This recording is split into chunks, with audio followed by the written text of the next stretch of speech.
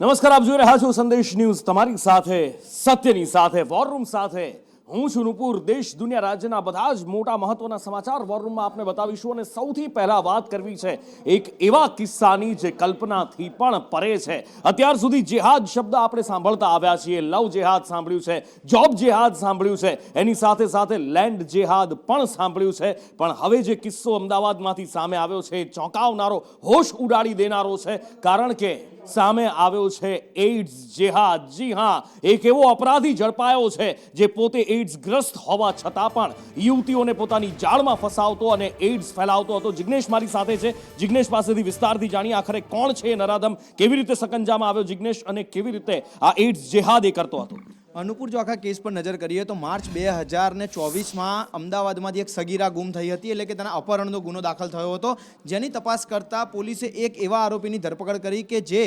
પોતે એઇડ્સ સંક્રમિત હતો અને તે 2019થી એઇડ્સ સંક્રમિત હોવાનું જાણતો હોવા છતાં તેણે ન માત્ર અમદાવાદની એક યુવતી પરંતુ તેની સાથે કુલ 3 યુવતીઓ સાથે તેને સંબંધ રાખ્યા હતા, જેમાંથી એક સગીરા પણ છે અને અન્ય 2 અંગે હજી પોલીસ તપાસ કરી રહી છે। યુવક તે જાણતો હતો, તેની ઉંમર 29 વર્ષની છે અને તે જાણતો હતો કે પોતે એઇડ્સ સંક્રમિત છે, પરંતુ તેનાથી કોઈ જ ફરક નથી પડતો કે તેના સંબંધ રાખવાથી અન્ય યુવતીઓ પણ એઇડ્સના સંક્રમિત થઈ શકે છે, એઇડ્સનો ફેલાવો થઈ શકે છે। પરંતુ પોલીસ ત્યાં સુધી કહે છે કે તે જાણતો હોવા છતાં તેને આ પ્રકારના સંબંધ રાખ્યા હતા અને એક યુવતી સાથે અથવા તો તેના એક પાર્ટનર સાથે નહીં, અન્ય યુવતીઓ સાથે પણ તેને આ સંબંધ રાખ્યા છે। અત્યારે તે યુવકની મેડિકલ સારવાર કરાવવામાં આવી રહી છે, સાથે તેના વિરુદ્ધ થયેલા બળાત્કાર અને અપહરણના ગુનામાં તેની ધરપકડ કરવામાં આવી છે અને તે અપહરણના ગુનાની સાથે સાથે જે યુવતી તેના સાથે છેલ્લા 1 વર્ષ જેટલા સમયથી રહી હતી તેનું પણ મેડિકલ કરવામાં આવ્યું છે। તો બીજા અન્ય જે 2 યુવતીઓ સાથે તેના જે સંબંધ હતા તે કોણ હતી, તેની સાથેના જે સંબંધો હતા તે કયા પ્રકારના હતા અને તેમાંથી કોઈ એઇડ્સ સંક્રમિત થયું છે કે કેમ તે અંગે અત્યારે તપાસ કરવામાં આવી રહી છે। છેલ્લા 1 મહિનાથી જે 1 વર્ષીય યુવક ફરાર હતો, જે છત્તીસગઢમાં છુપાયો હતો અને ત્યાંથી ઝડપી લેવામાં આવ્યા બાદ આ તમામ હકીકત સામે આવી છે, જેને લઈ પોલીસે વધુ તપાસ હાથ ધરી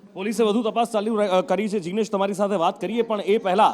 કમલભાઈ જોડાયા છે આપણી સાથે, કમલ રાવલ, ભગવા સેનાના અધ્યક્ષ છે। કમલભાઈ, અત્યાર સુધી આપણે જોતા આવ્યા છીએ, લવ જેહાદ જોયો છે આપણે, એની સાથે સાથે જોબ જેહાદ જોયો, લેન્ડ જેહાદ પણ જોયો, પણ હવે આ એઇડ્સ જેહાદ ખરેખર સમાજને થથરાવી મૂકે એવી વાત છે।